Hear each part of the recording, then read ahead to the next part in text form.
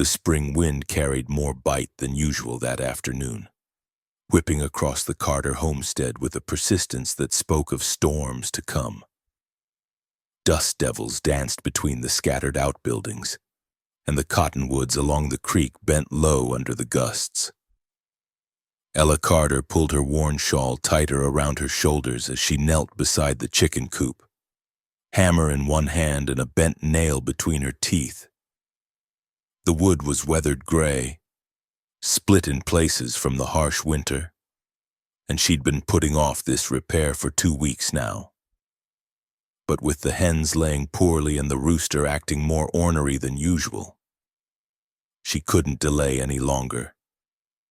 The birds needed their shelter secure before the next blow came through.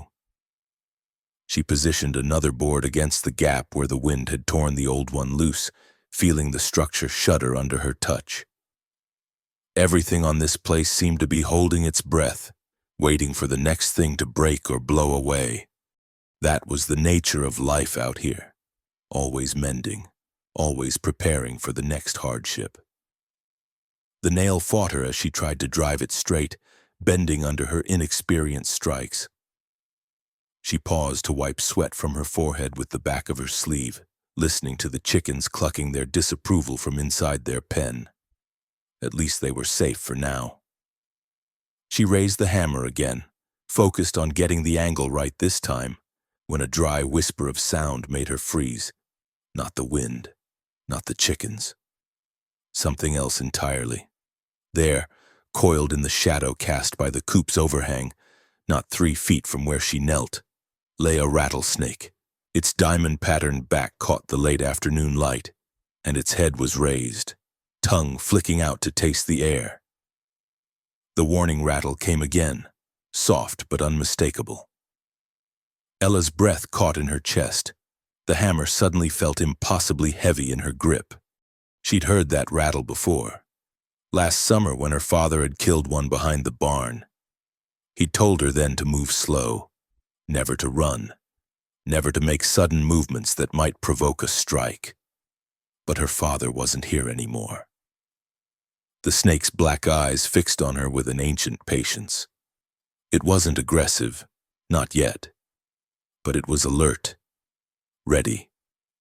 The spring warmth had drawn it out from whatever winter den it had claimed, and now they both occupied the same small patch of earth with neither willing to yield. Sweat beaded along her spine despite the cool wind. Her knees ached from kneeling on the hard ground, but she didn't dare shift position. The chickens had gone quiet, as if they too sensed the danger that lay just beyond their wire mesh. The sound of hoofbeats reached her then, distant but growing closer.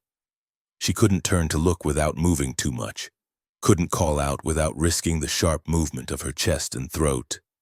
The horse and rider approached at an easy pace, unaware of the tableau playing out near the chicken coop. "Ma'am."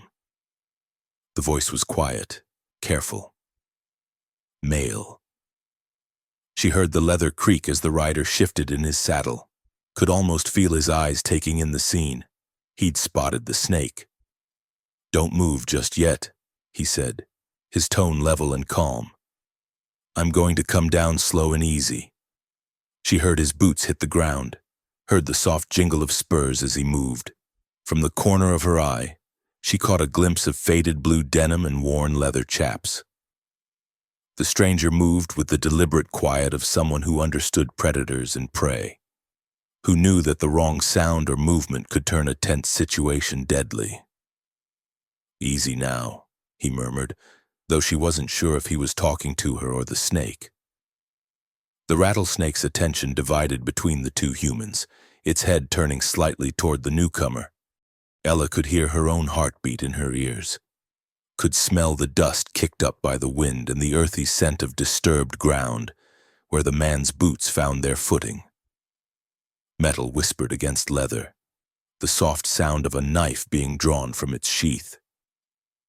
The stranger moved closer, still speaking in that same quiet tone. Words she couldn't quite make out but that carried a soothing cadence. He knew what he was doing. The strike came swift and sure. Not from the snake, but from the man. One quick movement, precise and clean, and the rattlesnake's threat was ended.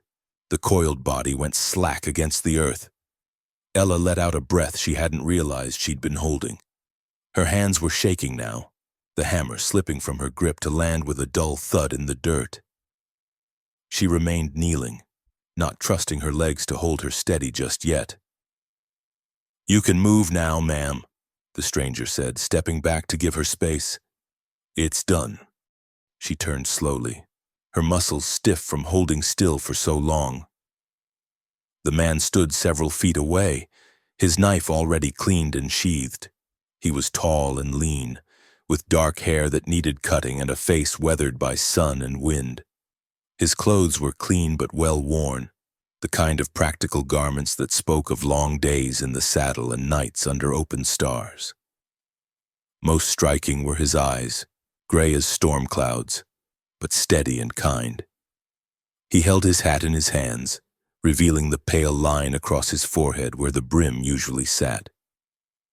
There was a respectful distance in his posture, an awareness that his sudden presence might be as unsettling to her as the snake had been. "I'm much obliged," she managed, getting to her feet with as much dignity as she could muster. Her legs felt unsteady, but they held. I didn't know what to do." "Happens to the best of us," he said simply. "Spring brings them out hungry after the winter. They're not looking for trouble, mostly, but they'll defend themselves if they feel cornered." His voice carried a slight drawl, the easy cadence of someone from further south, maybe Texas. He glanced at the dead snake, then back at her, his expression serious but not unkind. "Name's Luke Morgan," he said. "I was riding through looking for work. Didn't mean to intrude." "Ella Carter," she replied, smoothing her skirts with hands that had finally stopped trembling. "And you weren't intruding. You were a godsend." Luke's mouth quirked up at one corner, though he didn't quite smile. "Don't know about that, ma'am. Just happened to be in the right place." He looked around the homestead with the eye of someone who understood the work required to keep such a place running. She saw him take in the chicken coop's needed repairs, the fence that leaned where the wind had worked at its posts, the garden plot that needed turning for spring planting. His gaze wasn't judgmental, just observant. "This your place?" he asked. "It is now," she said, hearing the slight defensive edge in her own voice. "Was my father's before the fever took him last fall." Luke nodded, his expression growing more serious. "I'm sorry for your loss." The simple words, spoken without artifice, hit her harder than all the elaborate condolences she'd received from the church ladies in town. This stranger understood loss in a way that went beyond mere politeness. "Thank you," she said quietly. The wind gusted between them, carrying the scent of rain and the promise of the storm that had been building all day. Luke glanced at the sky, noting the darkening clouds, then back at her. "I should let you get on with your work," he said, settling his hat back on his head. "But if you're in need of a hand with anything, fencing, repairs, whatever needs doing, I'm handy with tools and I work for fair wages." Ella studied his face, looking for the signs her father had taught her to watch for, the subtle tells that marked a man as untrustworthy or dangerous. She found none. Luke Morgan's offer seemed genuine, his manner respectful, and God knew she could use the help. "I've got rabbit stew on the stove," she heard herself saying. "It's near supper time, and you've earned a meal if you're willing to accept it." For the first time, Luke smiled, a small, genuine expression that softened the hard lines of his face. "I'd be honored, ma'am. Let me just see to my horse first." He moved toward the bay gelding that waited patiently where he'd left it, ground-tied with the reins dropped loose. The horse was well cared for, Ella noticed, with a good saddle and tack that showed regular maintenance. Whatever else Luke Morgan might be, he knew how to treat his animals, as she watched him tend to his horse with quiet efficiency. Ella realized the afternoon had shifted in ways she couldn't have anticipated. An hour ago, she'd been alone with her repairs and her worries. Now there was a stranger in her yard, a man who'd proven himself steady in a crisis, who offered help without presumption, who spoke to her with the same respect he might show any neighbor. The rattlesnake lay still in the dust, a reminder of how quickly things could change, how thin the line was between safety and danger in this harsh country. But Luke Morgan's presence felt like the opposite of threat. It felt like possibility.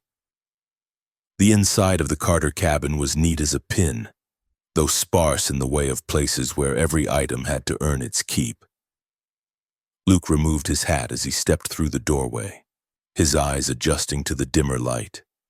The main room served as kitchen, dining, and sitting area all at once, with a stone fireplace dominating one wall and a simple wooden table flanked by 2 chairs in the center. Everything spoke of careful maintenance and feminine touches applied with a practical hand. Gingham curtains hung at the single window, and dried herbs in neat bundles dangled from the rafters. A few books sat on a shelf beside the fireplace, a Bible, a farmer's almanac, and what looked like a collection of poetry worn soft at the edges. "Please, sit," Ella said, gesturing toward one of the chairs while she moved to the stove. "I hope you don't mind plain fare. It's just rabbit and onions, with some biscuits from this morning." "Sounds like a feast to me, ma'am," Luke replied, settling himself carefully in the offered chair. He kept his movements quiet, conscious of being a stranger in her private space. The chair creaked slightly under his weight. Good, solid construction, but old. From where he sat, he could see through the doorway into what must be her sleeping quarters. A simple iron bedstead, a washstand, and a trunk at the foot of the bed. On the wall hung a tintype photograph of a stern-faced man with Ella's eyes and determined jaw. Her father, most likely. The smell of the stew filled the small space, rich and warming. Luke realized he hadn't eaten since dawn, when he'd finished the last of his trail provisions. He'd been making for the settlement of Cedar Ridge, hoping to find work with one of the larger ranches. But this unexpected stop was proving more pleasant than any bunkhouse meal he might have found. Ella moved about her kitchen with efficient grace, ladling the stew into blue speckled bowls and setting them on the table along with a plate of golden biscuits. Her movements were those of someone accustomed to solitude, each action deliberate and self-contained. She poured coffee from a pot that had been keeping warm on the stove's back burner, the liquid dark and strong. "This is mighty fine," Luke said after his first spoonful, and meant it. The rabbit was tender, the broth rich with herbs he couldn't name. "You've got a good hand with cooking." A faint flush colored Ella's cheeks. "My mother taught me before she passed. Said a woman needed to know how to make something good from whatever the land provided." "Wise woman," Luke observed, breaking open a biscuit that steamed in the cool air. "How long has it been just you here?" "Since October," Ella replied, her voice steady but quiet. "Pa took sick with the fever that came through in the fall. Lot of folks got it, but most pulled through. He didn't." Luke nodded, understanding the weight those simple words carried.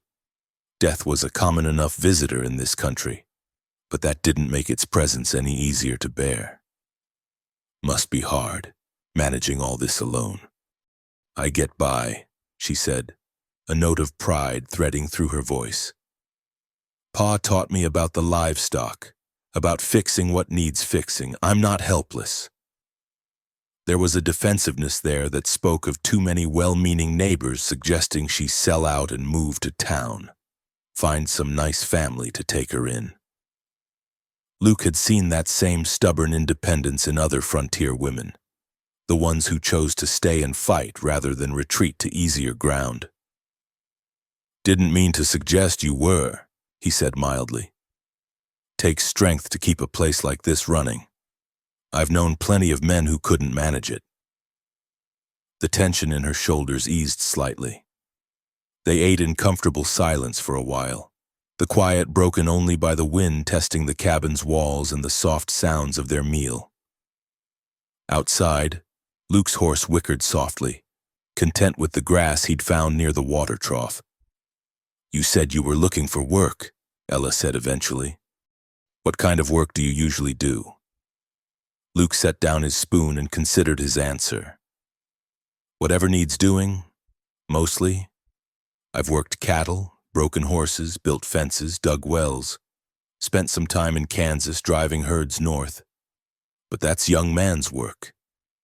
These days I prefer staying in one place long enough to see a job through proper." "And before that?" There was something in her tone that suggested she was asking more than idle questions. Luke met her gaze steadily. "I rode with the army for a spell during the war. After that, I worked my way west. Been drifting for about 10 years now, taking jobs where I find them." He didn't elaborate on which side he'd fought for, or what had driven him to leave whatever home he'd had before. Some stories were better left untold, at least until trust was earned. "No family waiting for you somewhere?" she asked. "No, ma'am. Lost my folks to cholera when I was barely grown. Never married. Never had reason to put down roots anywhere particular." The honesty of it hung between them. They were both alone in the world, though they'd arrived at that state by different paths. There was something oddly comforting in the recognition, like finding someone who spoke the same difficult language. Ella refilled his coffee cup without being asked. "What made you stop here? This isn't exactly on the main road to anywhere."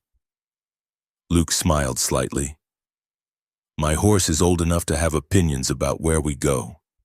Sometimes I let him choose the path, see where it leads. Today it led here. And you just happened to have that knife ready when you saw the snake?" "Old habits," he said simply.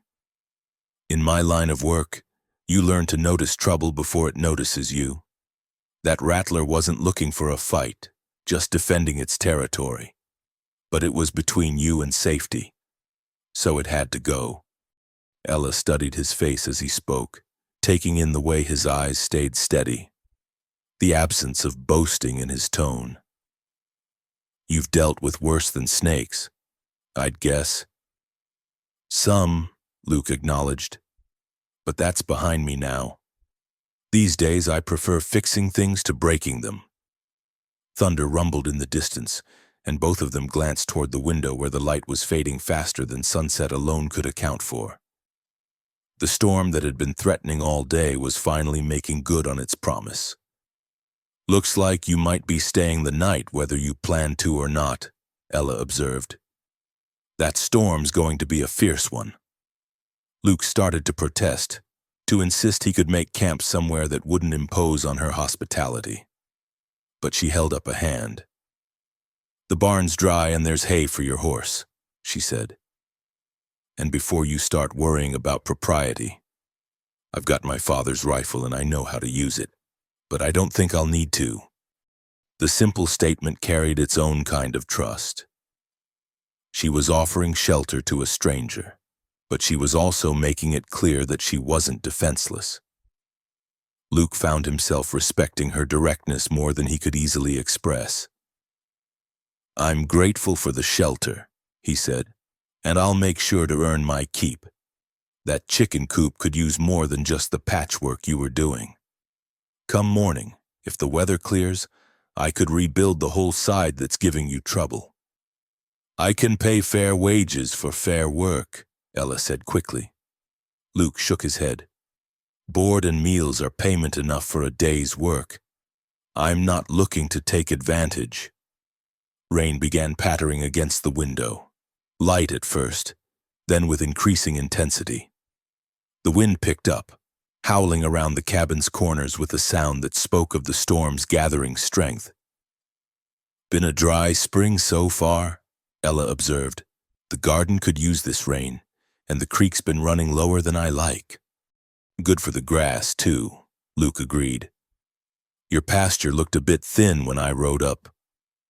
They talked about practical things, weather and livestock, the challenges of the coming planting season, the price of supplies in town, safe topics that let them take each other's measure without venturing into more personal territory.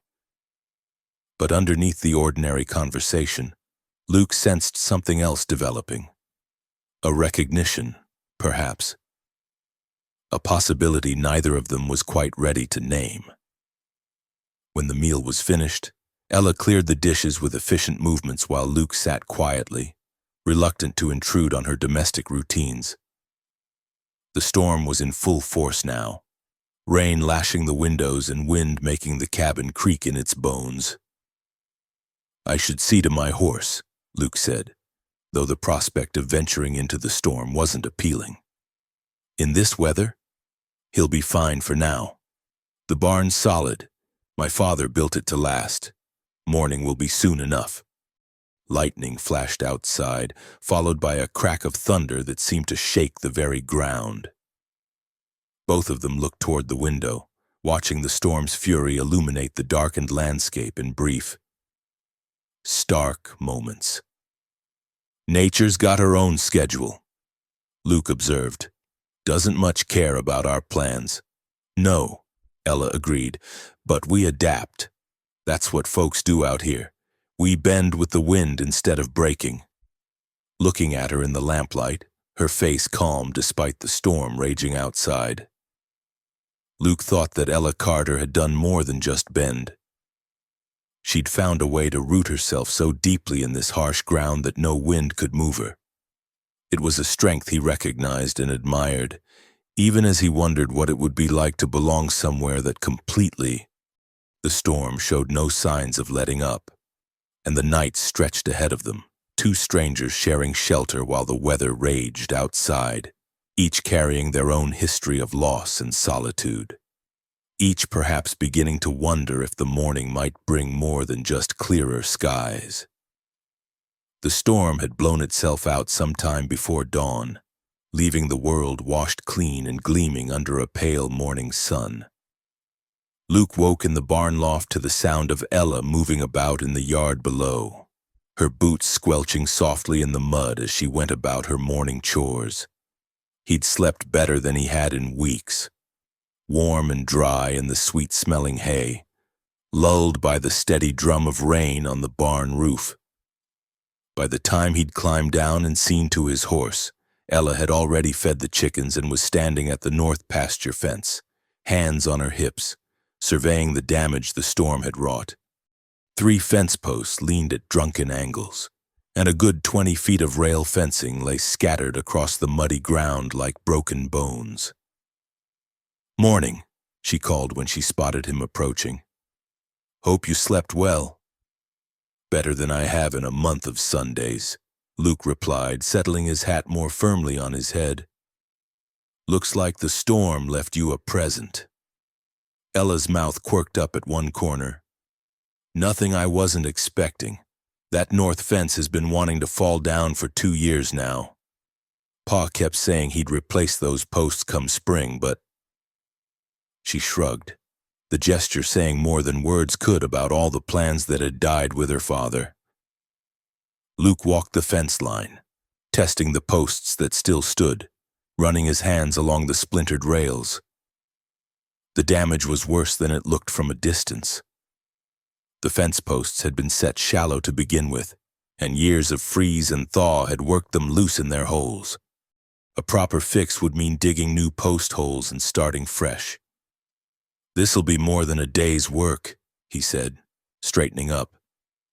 "Need to dig these posts out proper and set new ones deep. Got to go down below the frost line or you'll just be doing this again next winter."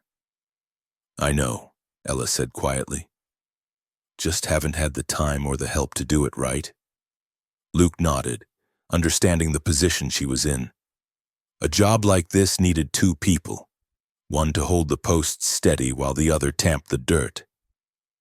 Someone to help lift the heavy rails into place. It was the kind of work that separated those who had community from those who stood alone. "Well," he said, rolling up his sleeves, "reckon we'd better get started. You got a post hole digger?" "In the barn." "But Luke, I meant what I said about paying, and I meant what I said about board and meals being payment enough," he interrupted gently. "Besides, a job half done is worse than no job at all. Won't take but a few days if we work steady." Ella studied his face for a long moment, as if trying to read something written there in a language she wasn't sure she understood. Then she nodded once, sharp and decisive. "All right then. I'll get the tools." They worked through the morning in companionable silence, the sun climbing higher and burning off the dampness the storm had left behind. Luke handled the post hole digger with the easy rhythm of long practice, while Ella gathered the scattered rails and sorted them by length and condition. Some were salvageable, others would need to be replaced entirely. What struck Luke most was how Ella worked. No wasted motion. No complaints about the mud or the weight of the rails. She knew the name of every tool and handed him what he needed before he asked for it. When he said 3-foot level, she knew exactly which piece of lumber he meant. When he called for the maul, it was in his hands before the words finished leaving his mouth. "Your father taught you well," he observed during a brief rest, watching her examine a rail for splits and weak spots. "Had to. No boys to help, and hired hands cost money we didn't always have." She set the rail aside in the salvage pile. "Pa always said a person who couldn't fix what they owned didn't deserve to own it." Luke tested the post he'd just set, making sure it was plumb and solid. Wise man. Most folks today want to throw away anything that needs mending. Buy new instead of fixing what they have. "Can't afford that kind of thinking out here," Ella replied. "Everything's got to last. Got to serve more than one purpose if possible." As they worked, Luke found himself watching the way she handled her tools, the way she approached each task with quiet competence. There was something deeply appealing about working alongside someone who understood the value of things, who took pride in doing a job properly even when no one else would see the results. Around midday, Ella went to fetch water and cold biscuits for their dinner. When she returned, she found Luke crouched beside his horse, speaking to the animal in low, soothing tones while he examined the gelding's left front hoof. "Something wrong with him?" she asked, setting down the water bucket. "Stone bruise, looks like. Nothing serious, but he's favoring it some." Luke's voice carried the same gentle tone he'd used with the horse, patient and reassuring. "Probably picked it up on those rocks by the creek yesterday." Ella watched as he cleaned the hoof carefully, his big hands surprisingly gentle with the task. The horse stood quietly, ears forward, trusting completely in Luke's ministrations. It was the kind of trust that couldn't be forced or bought. It had to be earned through countless small kindnesses and consistent care. "He's a good horse," she observed. "Best I've ever owned," Luke replied, releasing the hoof and straightening up. "I bought him off a cavalry officer in Fort Worth 5 years ago. Officer said he was too old for military service, but I could see he had plenty of good years left. We've been partners ever since." The way he said partners struck Ella as significant, not owner and animal, but two beings who'd chosen to travel the same hard roads together. It spoke to something in Luke's character that she was beginning to recognize, a fundamental decency that extended to everything in his care. They ate their simple meal sitting on the fence rails they'd already repaired, looking out over the pasture where the grass was already greening from the night's rain. The work was good, honest labor that left them both tired in a satisfying way. "This is fine work," Ella said, running her hand along the smooth rail where Luke had sanded down a rough spot. "Better than the original, I'd say." "Should last you 20 years if you keep it maintained," Luke replied. "Maybe more." The casual assumption that she'd still be here in 20 years, still working this land, should have felt presumptuous coming from a stranger. Instead, it felt like a vote of confidence, an acknowledgement that she belonged exactly where she was. "You've done this kind of work before," she observed. "The way you handle the tools, the way you plan out each step. This isn't new to you." Luke shrugged, uncomfortable with praise. "Man picks up skills over the years. Had to learn fast when I was younger, couldn't afford to hire help, so I had to be my own carpenter, my own blacksmith, my own everything." "Where was that? Where you learned?" For a moment, Luke's hands stilled on the rail he was positioning. "Missouri, originally. Had a small place there after the war. Tried to make a go of farming. Didn't work out." There was a story there, Ella sensed, one that ended in loss and disappointment. But she didn't push. Everyone who'd ended up in this country carried stories they weren't ready to tell, wounds that were still tender to the touch. "Well," she said instead, "I'm grateful for the learning you did, wherever it was. This fence will see me through many seasons." Luke looked at her then, really looked, as if he was seeing something he hadn't noticed before. "You planning to stay here long term? Not thinking of selling out? Moving somewhere easier?" The question carried weight beyond its simple words. Ella could hear the real question underneath. Was she the kind of person who cut and ran when things got difficult? Or did she have the staying power this land demanded? "This is my home," she said simply. "My father's buried in the cemetery plot up on the hill. My mother beside him. Everything I know about living is tied to this place. Where would I go?" Luke nodded, satisfied with her answer in a way that suggested he understood the deep roots that bound people to particular pieces of earth. Some folks don't understand that kind of connection to place. Think anywhere is the same as anywhere else, long as there's money to be made. And you? Do you understand it? Luke was quiet for a long moment, his hands working steadily on the fence even as he considered his words. "I'm still learning to," he said finally. "Been moving so long I'd almost forgotten what it felt like to want to stay somewhere." The admission hung between them, honest and unguarded. Ella felt something shift in her chest, a recognition that went deeper than the surface compatibility they'd discovered in their work. This man understood loss, understood the weight of making a life from nothing but determination and hard work. But more than that, he was beginning to understand the pull of home. They worked through the afternoon, their movements gradually synchronizing as they found their rhythm together. When Luke lifted a rail, Ella was already in position to guide it into place. When she needed the level, his hand was already reaching for it. They began to anticipate each other's needs, to work as a team in the way that only came from genuine partnership. As the sun began to sink toward the horizon, they stood back to survey their progress. The north fence stood straight and strong, each post plumb, each rail level and secure. It was work they could both take pride in, built to last and built right. "Good day's work," Luke said, wiping sweat from his forehead with his sleeve. "Yes," Ella agreed, but she was looking at him rather than the fence. "Very good work indeed." Something in her tone made him turn to meet her gaze, and for a moment they stood there in the golden light of late afternoon, two people who'd found an unexpected harmony in shared labor. The fence between them was finished, solid and dependable.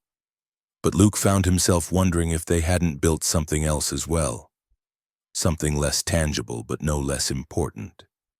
A foundation of trust and mutual respect that might support whatever came next. The third morning brought the sound of a wagon creaking up the rutted path to the Carter homestead, its wheels squelching through the mud left by the recent storm. Ella looked up from where she was hanging wash on the line strung between two cottonwood trees. Recognizing the deliberate pace of old Samuel Harlan's mules long before the wagon came into view. Luke straightened from where he'd been examining the barn door hinges, his hand instinctively moving toward his hat in the unconscious gesture of a man preparing to meet strangers. He'd been at the Carter place 3 days now, and while the work had been good and the company better, he knew that sooner or later the neighbors would come calling. In a community as scattered as this one, news of a stranger traveled fast. "That'll be Mr. Harlan," Ella said, smoothing her skirts and walking toward the approaching wagon. "He's got the place about 2 miles south. Good man, but he's got opinions about most everything." The wagon rolled to a stop near the front porch, and Samuel Harlan climbed down with the careful movements of a man whose joints reminded him daily of his 70-odd years. He was lean as jerky, with a white beard that reached nearly to his belt buckle and eyes the color of winter sky. Those eyes took in Luke's presence with the sharp assessment of someone who'd spent a lifetime reading men's characters in their posture and expressions. "Morning, Ella," Harlan said, touching the brim of his weather-beaten hat. "Hope you weathered that blow all right. Lost 3 trees on my place, including that big oak by the creek." "I'm sorry to hear that, Mr. Harlan," Ella replied. "We came through fine, thanks to some help." She gestured toward Luke, who stepped forward with his hat in his hands. "This is Luke Morgan. Luke, Samuel Harlan. He's been a good neighbor since before I was born." Luke extended his hand, meeting the older man's firm grip. "Pleased to meet you, sir." Harlan's handshake was brief but thorough, the kind that tested a man's strength and character in equal measure. "Morgan," he repeated, as if filing the name away for future reference. "You're the one who's been helping Ella with that north fence, I take it?" "Yes, sir. Among other things."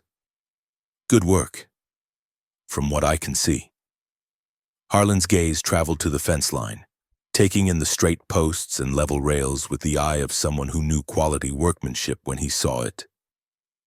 "James always meant to rebuild that section proper. Glad to see it finally done right." There was approval in his voice, but also something else, a subtle probing, as if he was trying to determine Luke's intentions beyond simple fence repair.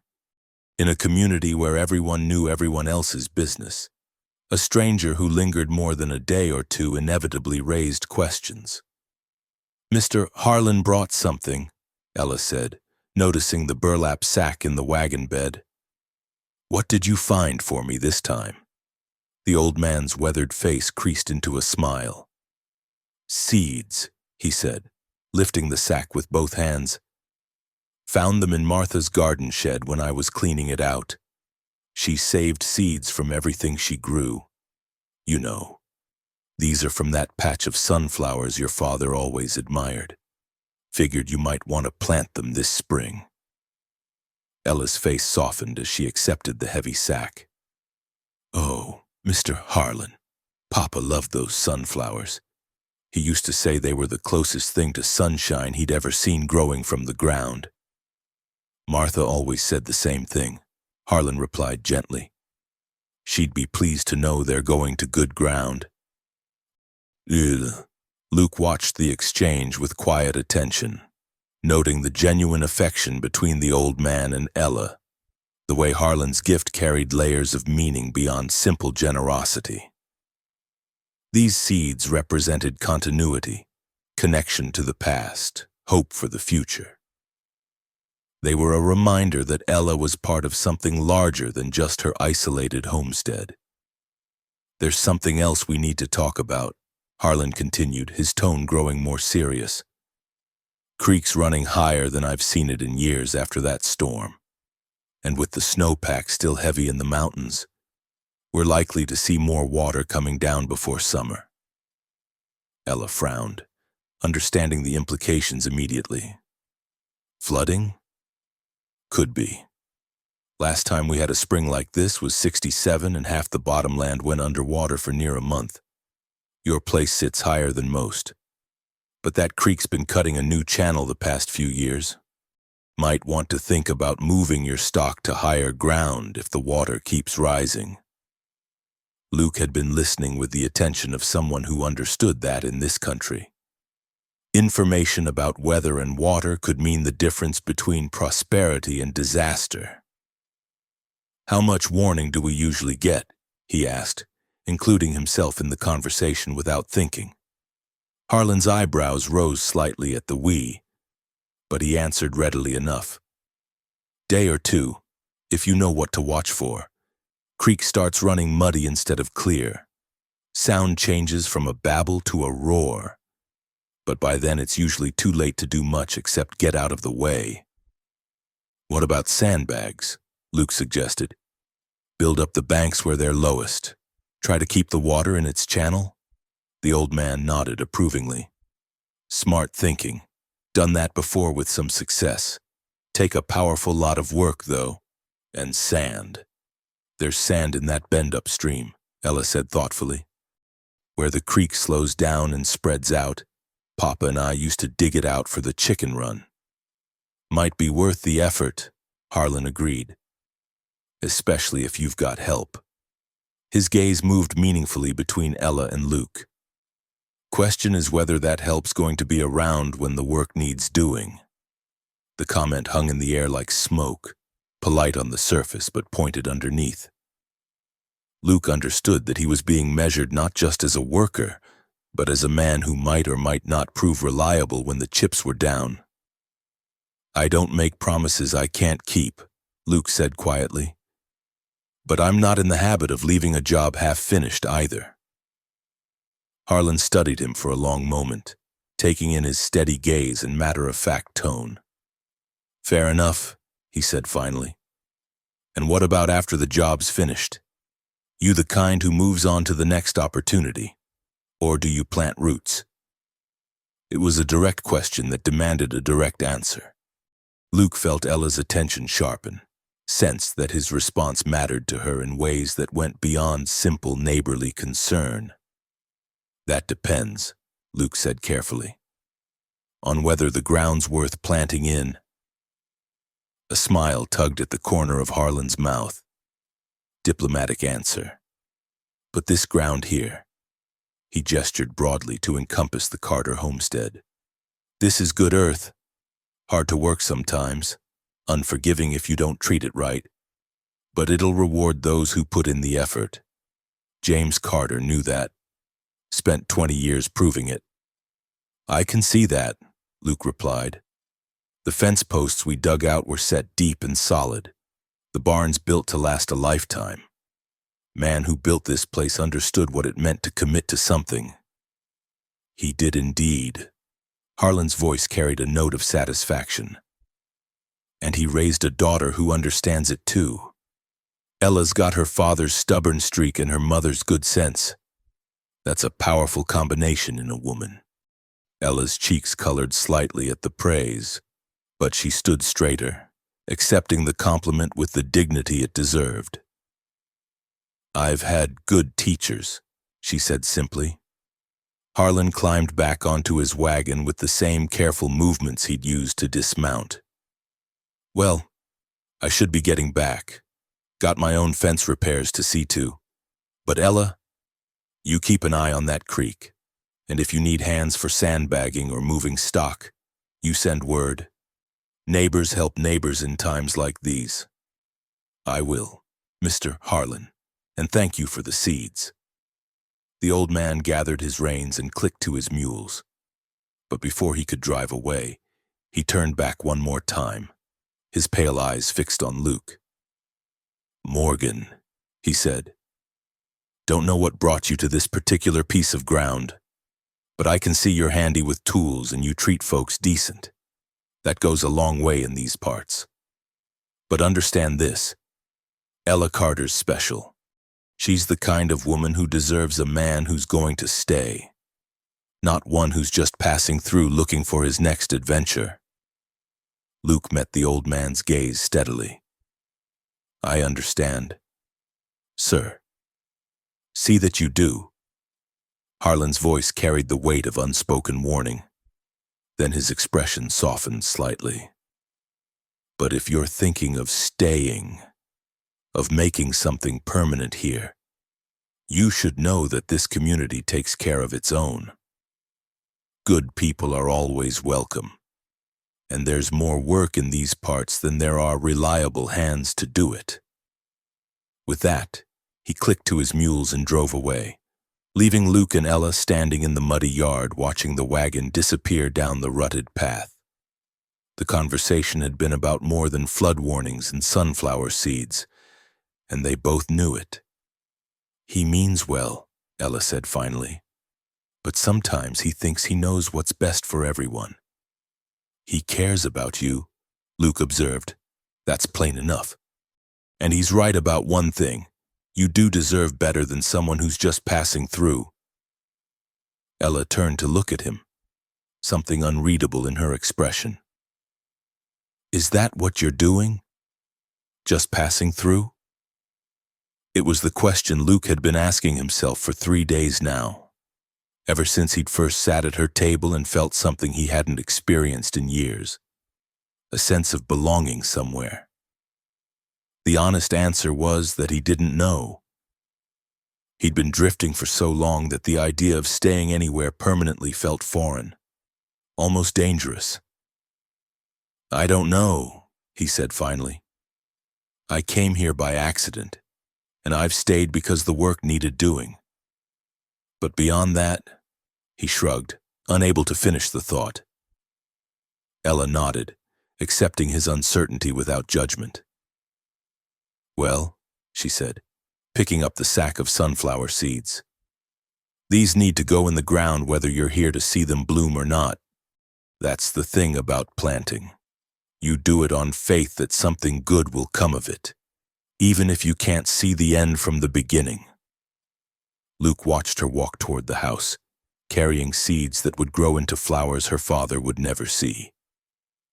Planting hope in ground that had already given her so much loss. And he found himself wondering if maybe, just maybe, he was ready to learn what it meant to have faith in tomorrow, to plant something worth staying to tend. The sound of the creek running higher and faster than usual carried on the wind, a reminder that change was coming whether they were ready for it or not. But change, Luke was beginning to understand, didn't always mean loss.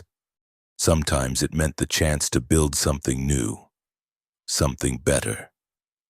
Something worth the risk of staying to see it through the creek had indeed risen during the night, and by the 5th morning of Luke's stay, it ran brown and urgent between its banks, carrying debris from upstream and speaking in the deeper voice that Samuel Harlan had warned them about. Luke found Ella standing at the water's edge when he emerged from the barn, her arms wrapped around herself against the cool morning air, watching the swollen current with a frown of concern. It's moved up near a foot since yesterday, she said without turning around. And listen to that sound, like it's angry about something. Luke joined her at the bank, noting how the normally clear water had turned the color of coffee with too much cream. Branches and bits of fence posts tumbled past in the current, evidence that the flooding had already begun somewhere upstream. Harlan was right about moving the stock, he said. Your creek jumps its banks here. Your pasture's going to be underwater. Ella nodded grimly. I've been thinking the same thing. There's higher ground on the west side of the property, past those oak trees. Grass isn't as good, but it's safe. We should check the fence line over there too, Luke suggested. Make sure there's no gaps the cattle could wander through if they get spooked by the water. They spent the morning moving Ella's small herd of cattle to the higher pasture. Luke on horseback guiding the reluctant animals while Ella worked on foot with a long stick, encouraging the stragglers. The cattle seemed to sense the urgency in the air, lowing nervously and bunching together as they were driven away from their accustomed grazing ground. The western fence line proved sound, but they spent another hour reinforcing the gate and checking for loose boards. It was hot work under the climbing sun, and by the time they finished, both were dusty and tired. Creeks still rising, Ella observed when they paused to rest in the shade of a massive oak tree. From their vantage point on the higher ground, they could see the water spreading beyond its normal boundaries, creeping into the lower reaches of what had been the north pasture that morning. "Good thing we moved them when we did," Luke said, settling his back against the oak's trunk. "Another few hours and we'd have been driving cattle through mud up to their bellies." Ella sat down beside him, close enough that he could smell the clean scent of her soap mixed with honest sweat. She'd lost her bonnet somewhere during the morning's work, and her dark hair had escaped its pins to curl damply around her face. There was something appealing about seeing her like this, not the careful, composed woman who served dinner on her best dishes, but someone real and immediate, marked by the work they'd shared. "You know," she said, pulling up a strand of grass to twist between her fingers, "when Papa was alive, I used to worry about everything. The weather, the crops, whether we'd have enough money to make it through winter. Seemed like there was always something to fear just around the corner." Luke waited, sensing she had more to say. "But these past few days, working with you, moving the cattle, fixing things that needed fixing." She paused, searching for the right words. "I haven't felt afraid, even with the flood coming. Even knowing we might lose the lower pasture for weeks, it feels like we can handle whatever comes." The word "we" hung between them, carrying weight beyond its simple sound. Luke felt something shift in his chest, a recognition that what had started as temporary help had grown into something more substantial, more lasting. "You've got reason to feel confident," he said carefully. "You know this land, know what it needs, and you're not afraid of hard work. Neither are you." Ella turned to look at him directly. "That's not something I've had much experience with. Having someone I can depend on to see a job through." The honesty in her voice made Luke's throat tight. He thought about all the places he'd been, all the temporary jobs and brief connections that had marked his wandering years. None of them had felt like this, like something worth building on, worth staying for. "Ella," he said, then stopped, not sure how to continue. She waited, her brown eyes patient and understanding. In the distance, they could hear the creek's increasingly urgent voice, the sound of change rushing toward them whether they were ready or not. "I've been thinking," Luke tried again, "about what Harlan said, about planting roots. And I realized something." He pulled off his hat, running his fingers through his hair in a gesture that had become familiar to her. "I've been running for so long. I'd forgotten what it felt like to want to stay somewhere. But being here, working with you, seeing what you've built." He gestured toward the homestead visible below them, the neat cabin and sturdy barn, the fence they'd repaired together. "It makes a man think about different possibilities." Ella's heart beat faster, but she kept her voice steady. "What kind of possibilities?" Luke was quiet for a long moment, watching the floodwater spread across what had been dry ground that morning. When he spoke, his voice was low and careful, like someone testing the depth of water before wading in. "The possibility that maybe I'm tired of moving on. Maybe I've found something worth staying for." The words seemed to hang in the air between them, fragile as soap bubbles, carrying more meaning than their simple construction suggested. Ella felt her breath catch, felt the careful walls she'd built around her heart trembling under an unexpected weight of hope. "I've never," she began, then stopped, color rising in her cheeks. "Never what?" Luke asked gently. She looked down at the grass she was still twisting between her fingers, unable to meet his eyes. "I've never been kissed," she said in a voice barely above a whisper. "Never had a beau. Never had anyone look at me the way you've been looking at me these past few days." The admission cost her something to make. Luke could see that. In a world where most women her age were long married with children, being untouched by romance might feel like a failure, a lack worth hiding. But to Luke, it felt like something precious, something that deserved careful handling. He reached over slowly, giving her time to pull away if she wanted to, and tilted her chin up until she was looking at him again. Her eyes were wide and uncertain, but trusting. "Then let's start slow," he said softly, removing his hat completely and setting it aside in the grass. "No need to rush anything. We've got time to learn each other proper." The gentleness in his voice, the patience it promised, made something tight in Ella's chest unfurl like a flower opening to sunlight. She'd been afraid that her inexperience would mark her as somehow lacking. But Luke's response suggested the opposite, that her untouched heart was something to be treasured, not pitied. "What does that mean?" she asked. "Starting slow?" Luke smiled, the expression transforming his weathered face. "It means we take things one day at a time, get to know each other beyond just working together. Talk about the things that matter to us, the dreams we carry, the fears that keep us awake at night." He paused, his thumb brushing gently across her cheek. "It means when I do kiss you for the first time, it'll be because we both know it's right, not because we're caught up in the moment." Ella leaned into his touch, marveling at how something as simple as his hand against her face could make her feel so safe, so valued. "And in the meantime?" "In the meantime, we build things together, fix what needs fixing, plant what needs planting, face whatever challenges come our way as partners." His gray eyes were serious now, full of promise. "And maybe, if we're both willing, we see if what's growing between us is strong enough to last." The sound of the creek below reminded them that the world was still turning, still bringing change and challenge whether they were ready or not.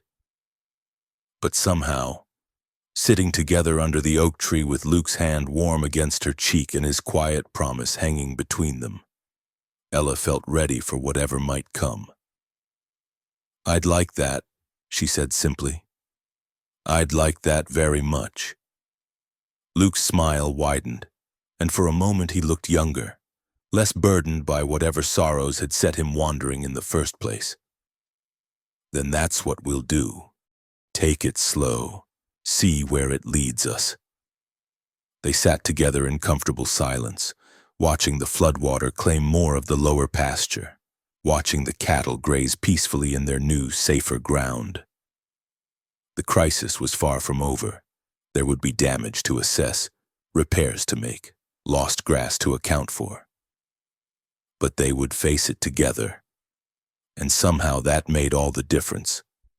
When they finally rose to head back to the cabin for dinner, Luke offered Ella his arm with old-fashioned courtesy, and she took it with a smile that held promises of its own. Behind them, the oak tree stood witness to their quiet understanding, its roots deep enough to weather any storm, its branches wide enough to shelter whatever might grow beneath them.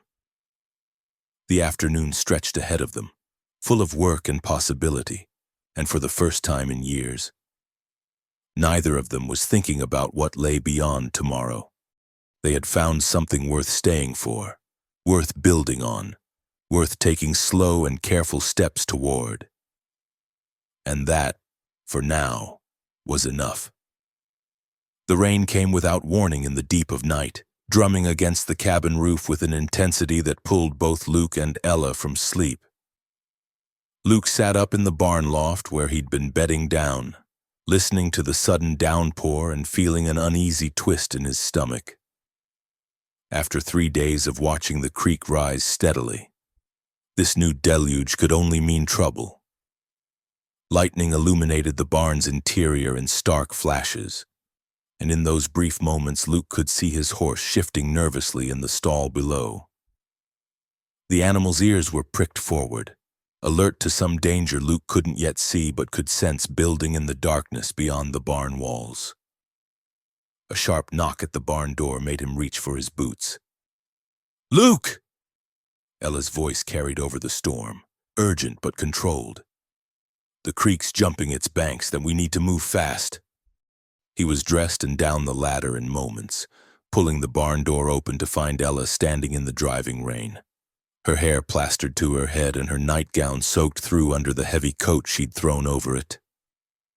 Even in the darkness, he could see the worry in her eyes. "How bad?" he asked, already moving toward his horse's stall. "Bad enough.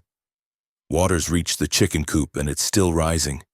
If we don't do something, it'll take the whole lower yard by morning." Luke saddled his horse with quick, efficient movements while Ella grabbed shovels and rope from the tool rack. The plan they'd discussed over the past few days, digging channels to redirect the water, building up the banks where they were weakest, suddenly seemed inadequate against the fury of nature unleashing itself in the darkness. "The sand," Ella called over the storm. "We need to get to that bend upstream, fill bags with sand before the whole creek turns to mud." Luke nodded, swinging into the saddle. "You get the burlap sacks from the barn. I'll bring the horse around to the front." They worked by feel and instinct in the rain-lashed darkness, loading empty grain sacks and tools onto Luke's horse while water crept steadily higher around the cabin's foundation. The familiar sounds of the homestead were lost under the storm's roar.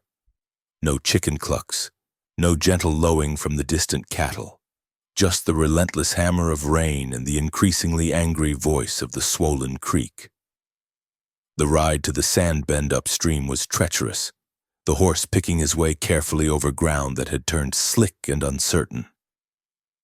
Ella walked beside Luke's stirrup, one hand on his boot for guidance, both of them straining to see the path ahead through the rain and darkness. When they reached the spot where the creek normally spread into a shallow, sandy pool, they found the water running fast and deep, carrying branches and debris in its muddy current. But there, just above the new water line, lay the sand they needed, tons of it deposited over years of spring floods. "We'll have to work fast," Luke shouted over the storm, dismounting and tying his horse to a sturdy cottonwood. "Water's still rising."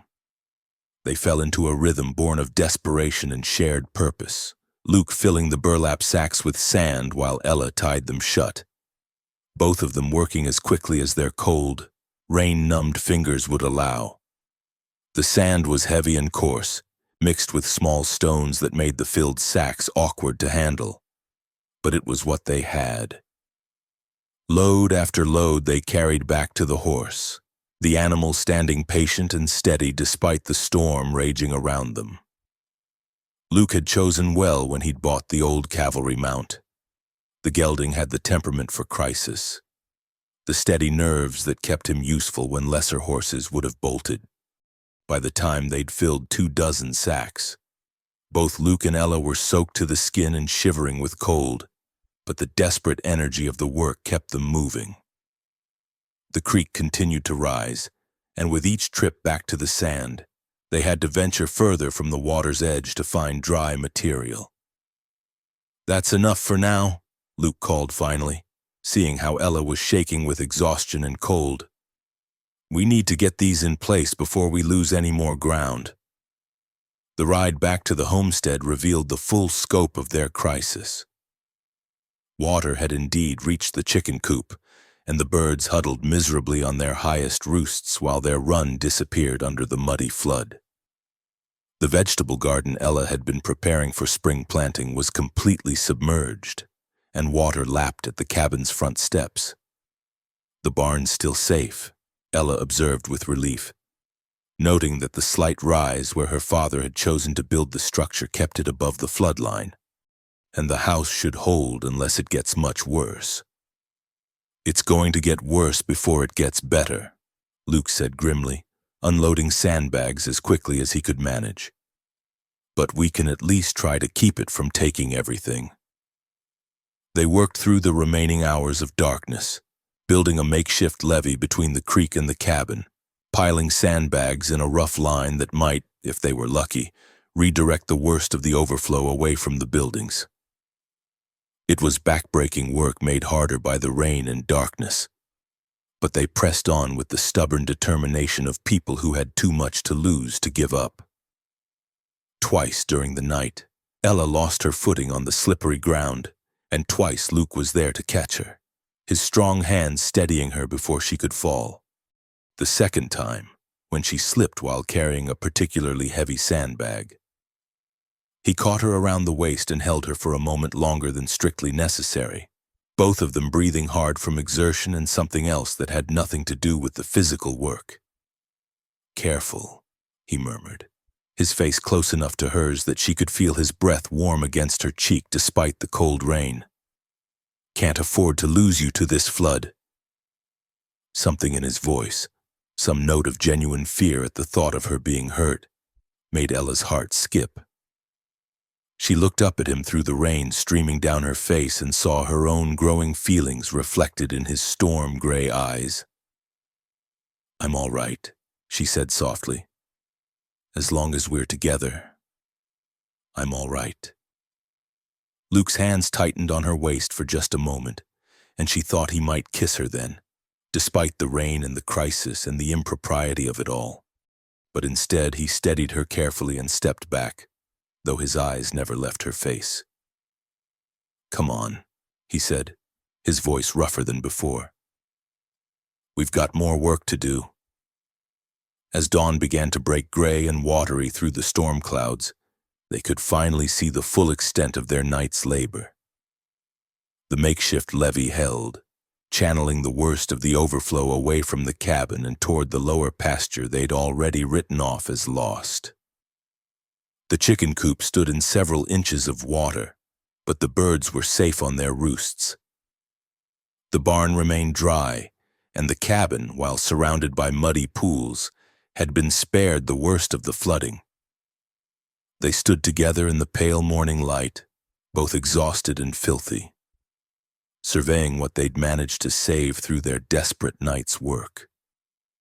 Luke's shirt was torn at the shoulder where he'd caught it on a fence post, and Ella's hair hung in wet tangles around her face. But they'd won their battle against the flood. We did it," Ella said wonderingly, as if she couldn't quite believe their crude engineering had actually worked. "We actually did it."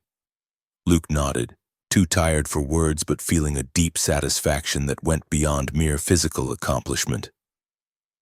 They'd faced a crisis together and emerged victorious through shared effort and determination. It was the kind of experience that bound people together, that created the foundation for something lasting and strong. "Your father would be proud," he said finally. "You fought for this place like it was worth fighting for." Ella turned to look at him.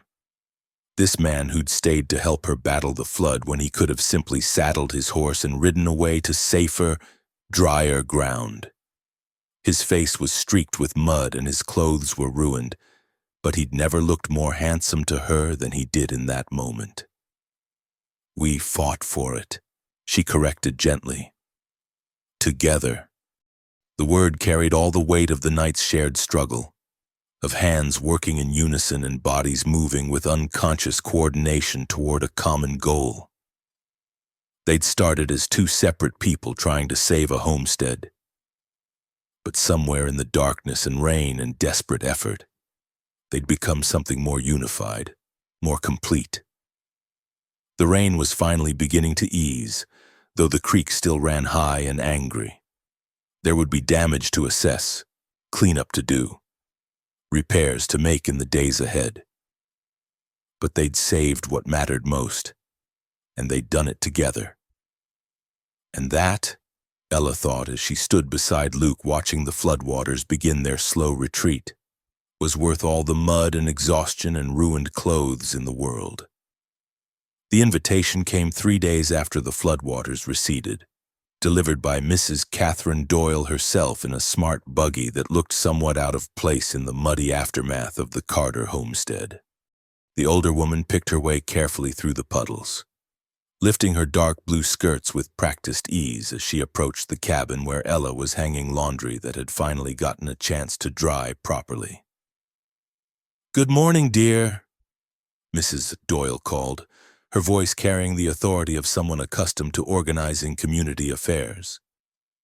She was the banker's wife from Cedar Ridge, a woman of considerable influence despite the town's modest size, and her presence at the isolated Carter place was significant enough to make Ella pause in her work. "Mrs. Doyle," Ella replied, smoothing her apron and wondering what had brought such an important visitor to her door. "What brings you out this way?" "Business, my dear, and pleasure too, I hope."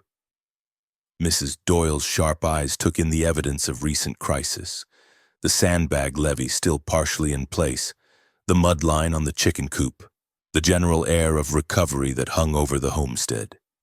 "I heard about your troubles with the flood. Terrible thing. But word is you managed quite well despite it all." Luke emerged from the barn at that moment, leading his horse toward the water trough. He touched his hat respectfully when he saw the visitor, but maintained a careful distance, understanding instinctively that this was a conversation between women of the community, one in which his presence might be noted but not necessarily welcomed. "Oh, yes," Mrs. Doyle continued, her gaze following Luke's movements with obvious interest. "I've heard about your helper as well. Quite the talk of the town. I'm afraid, not every day a mysterious stranger appears to help a young woman in distress."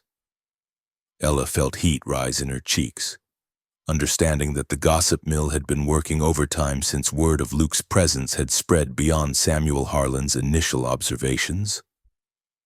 "Mr. Morgan has been very helpful with the repairs and the flood damage," she said carefully. "I'm sure he has, dear. I'm sure he has." Mrs. Doyle's tone suggested she found the entire situation both fascinating and slightly improper. "But that's actually why I'm here. You see, the Ladies' Auxiliary is hosting our spring social this Saturday evening at the schoolhouse. Dancing, refreshments, a chance for everyone to catch up after the long winter." Ella's stomach tightened with a familiar anxiety. Community gatherings had always been difficult for her. Too many eyes, too many questions, too many opportunities for gossip and speculation. Since her father's death, she'd avoided them almost entirely, claiming necessary work on the homestead as her excuse. "That's very kind, Mrs. Doyle, but I'm not sure—" "Nonsense," the older woman interrupted firmly. "You've been hiding away out here long enough, and it's not healthy for a young woman to isolate herself so completely. Besides," her eyes glittered with barely concealed curiosity, "I think the entire community would be very interested to meet this Mr. Morgan of yours properly."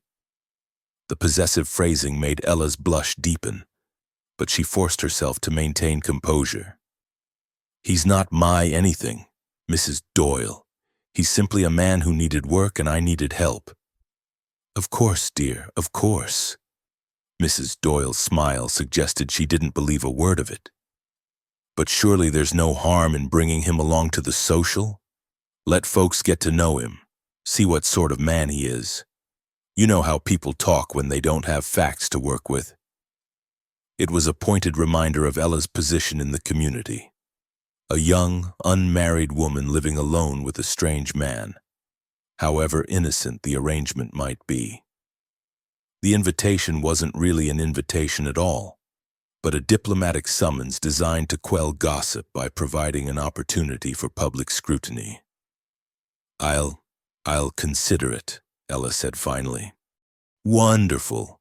The dancing starts at 7, but people usually begin arriving around 6 for conversation and refreshments. Do try to come, dear.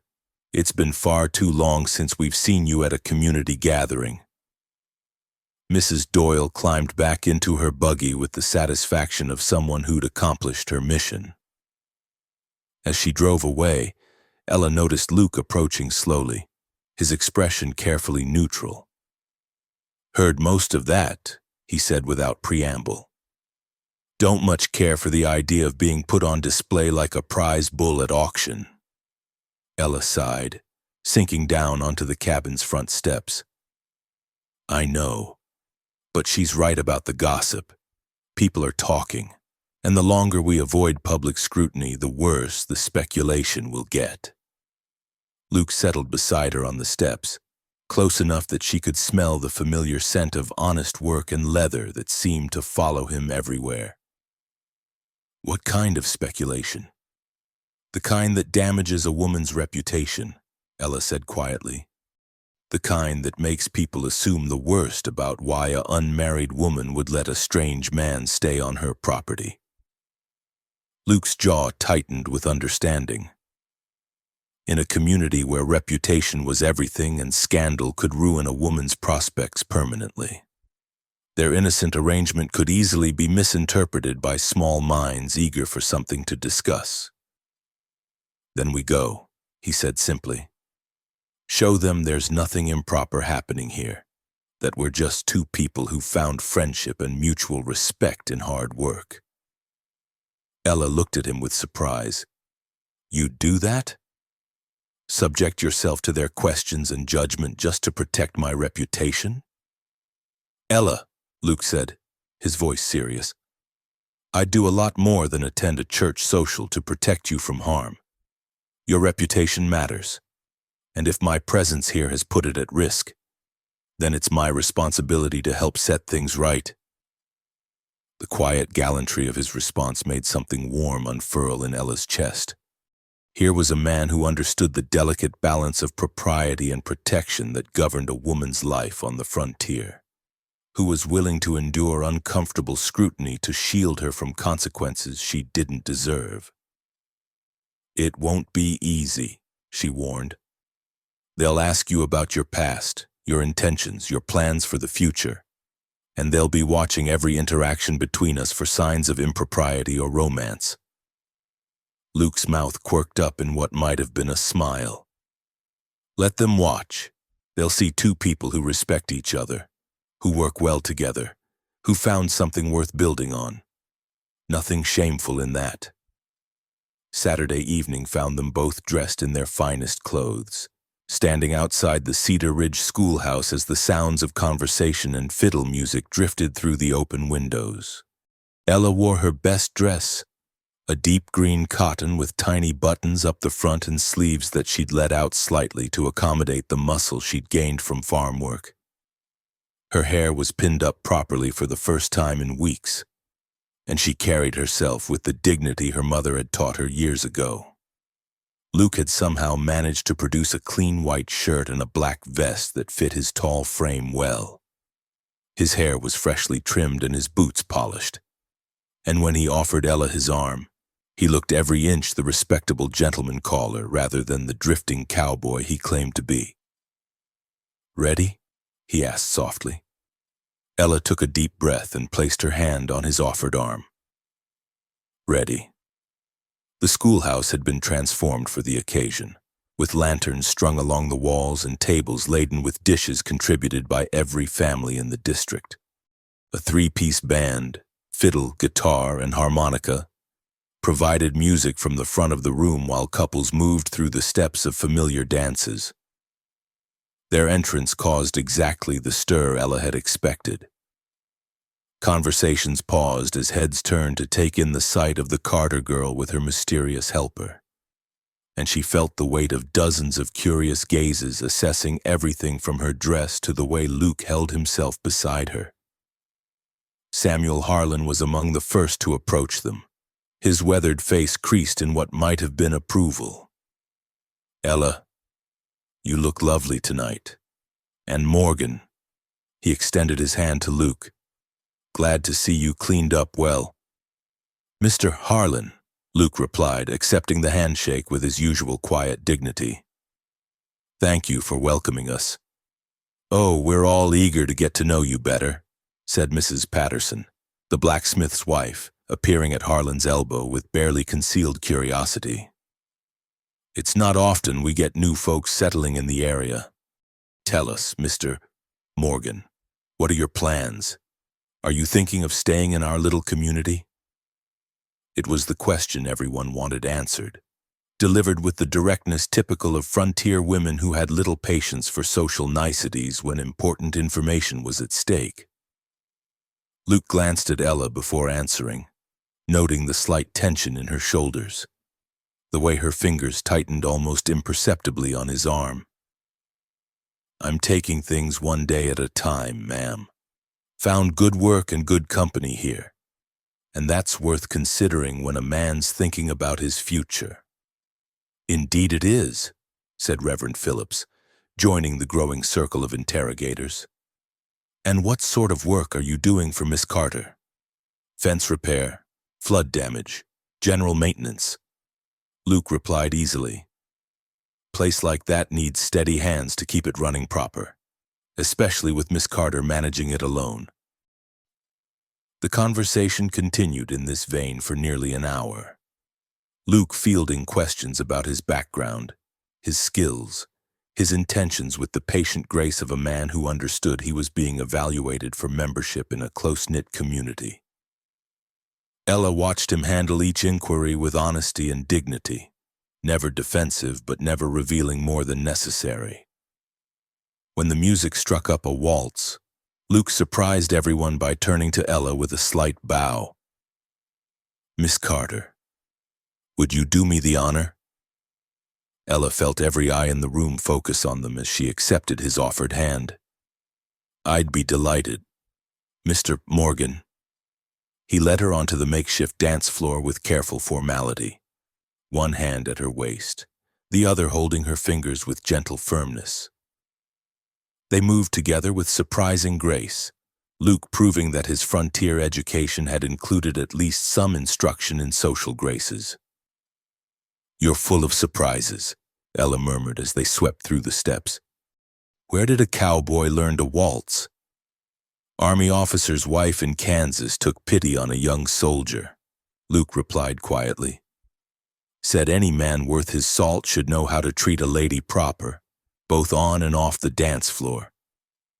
As they danced, Ella became aware that the community's scrutiny had shifted from suspicious to cautiously approving. Luke's respectful manner, his obvious care for her comfort, and the careful distance he maintained between them even in the intimacy of the dance seemed to be winning over their critics. They're beginning to accept you, she observed. Beginning to accept us, Luke corrected gently. Question is, are you ready for what that means? Ella looked up into his steady gray eyes, understanding that he was asking about more than just community approval. He was asking whether she was ready to be seen as half of a couple, ready to let their careful friendship develop into something the community would recognize and bless. I think I am, she said softly, surprising herself with the certainty in her voice. I think I've been ready for longer than I realized. Luke's hand tightened slightly at her waist, and his smile was warm enough to chase away any lingering doubts. As the waltz drew to a close, he led her to the edge of the dance floor where they stood together, no longer strangers enduring scrutiny but partners who'd passed some invisible test. The evening wound down with shared cake and coffee, with conversations that included rather than interrogated, with the gradual acceptance that came when a community decided to embrace rather than reject. By the time they climbed into Samuel Harlan's borrowed wagon for the ride home, both Luke and Ella felt the subtle but significant shift in their status from outsiders to neighbors. That went well, Ella said as they drove through the moonlit countryside toward home. Better than I expected. Luke agreed. Luke, though I suspect will be the subject of considerable discussion over Sunday dinner tomorrow.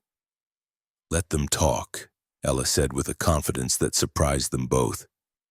We've given them nothing but honest behavior to discuss. As the Carter homestead came into view, both of them felt the quiet satisfaction of a challenge met and overcome.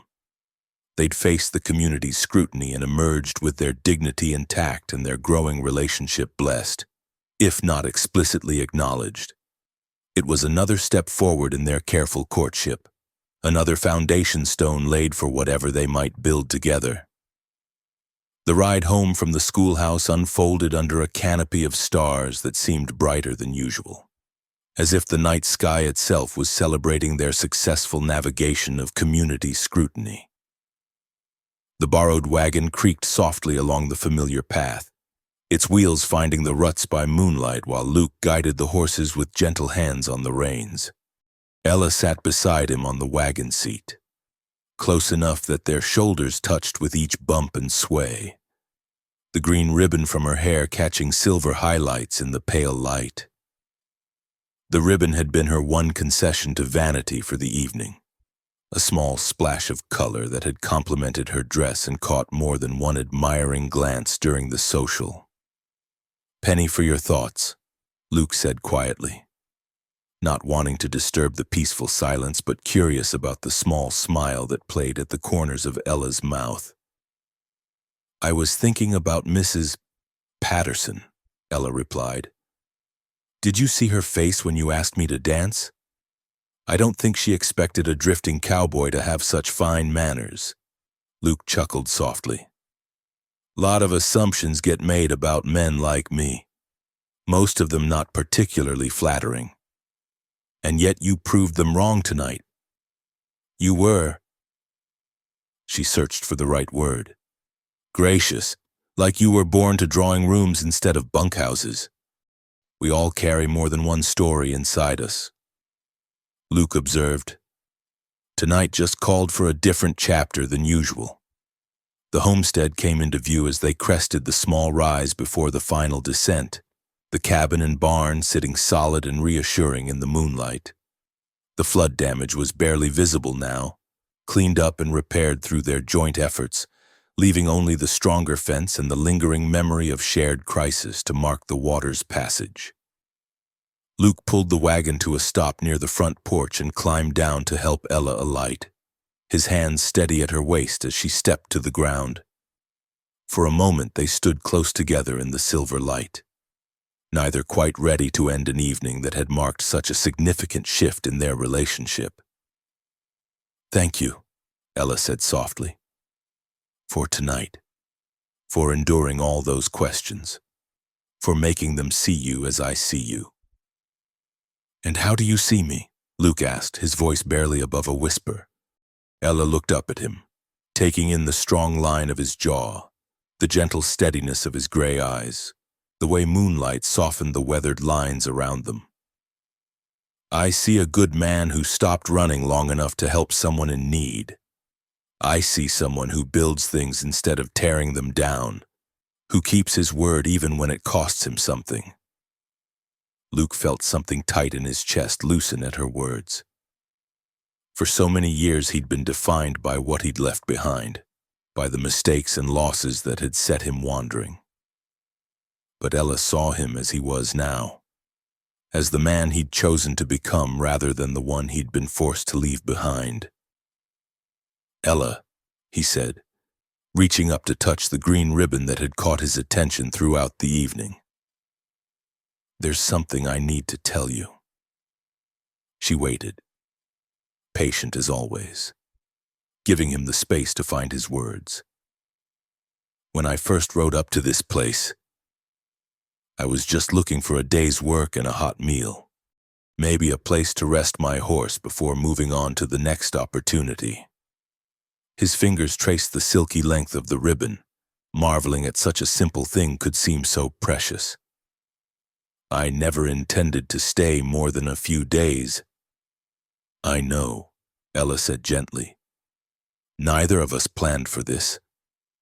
But somewhere between fixing that fence and fighting the flood, between sitting at your table and watching you face down every challenge with such courage.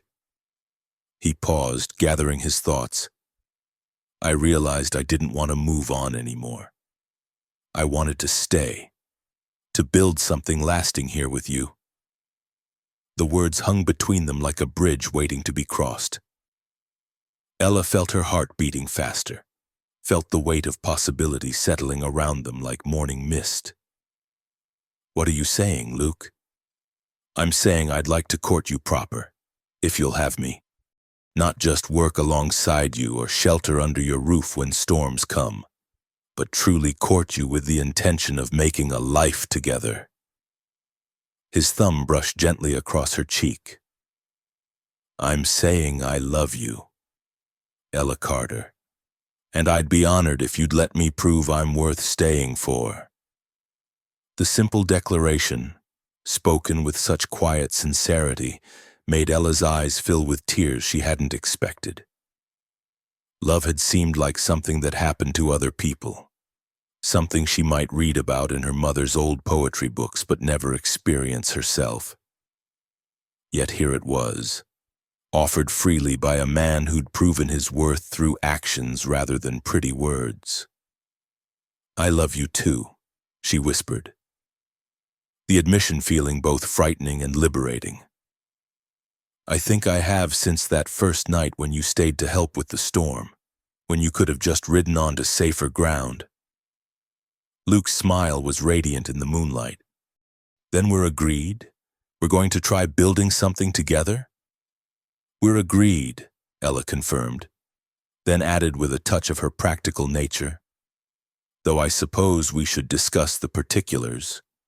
Where we'll live, how we'll manage the homestead, what the community will expect. Luke laughed softly at her immediate turn toward logistics. Always planning ahead, aren't you? Well, I figure we stay right here.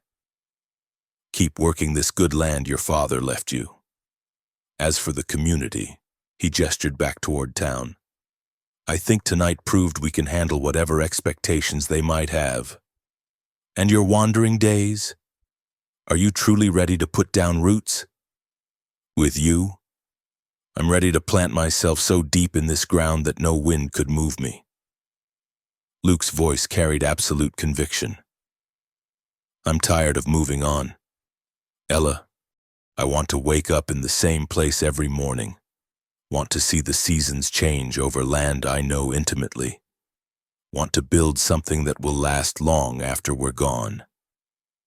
They stood together in comfortable silence, absorbing the magnitude of what they'd just promised each other. The night air carried the scent of new grass and apple blossoms from the tree by the garden, spring asserting itself despite the recent flood. I should probably sleep in the barn tonight, Luke said finally, though he made no move to step away from her. Propriety and all, especially after being so public about our intentions. Ella nodded, understanding the wisdom of maintaining appearances even as she wished the evening didn't have to end with another separation. Though, she said, a note of shyness creeping into her voice, perhaps tomorrow we could discuss more permanent arrangements. The cabin has 2 rooms, and with proper modifications. One step at a time, Luke said gently, though his eyes promised that such conversations would indeed be welcome. We've got all the time in the world to work out the details. He walked her to the front door, their hands clasped loosely between them, neither quite ready to break the connection. At the threshold, he lifted her hand to his lips and pressed a soft kiss to her knuckles, a gesture so old-fashioned and courtly that it made her heart flutter. Sleep well, Ella.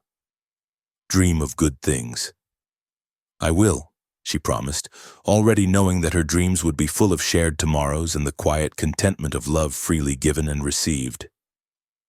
Luke waited until she was safely inside before turning toward the barn, his step lighter than it had been in years. The old cavalry horse whickered softly as he entered the building, as if sensing his master's improved spirits.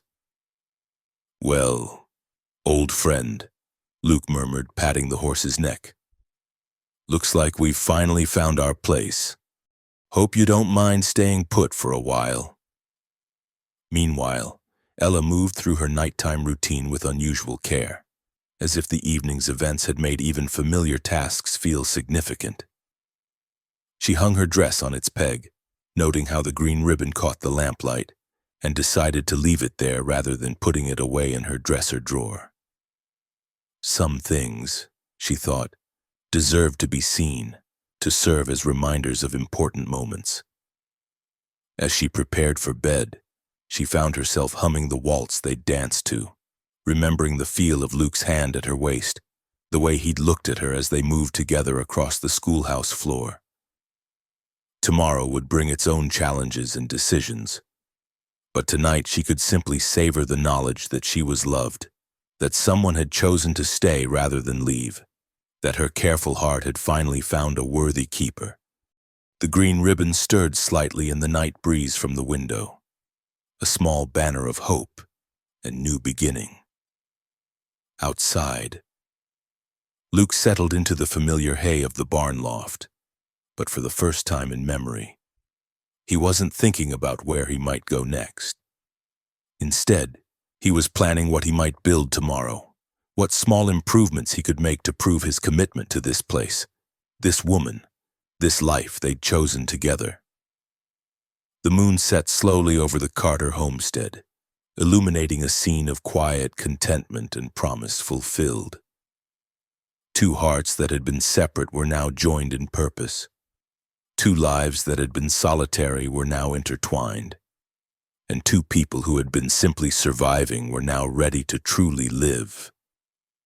The morning would bring work and planning, challenges and decisions, but it would also bring the chance to build something beautiful together, one careful step at a time, with all the patience and tenderness that lasting love required.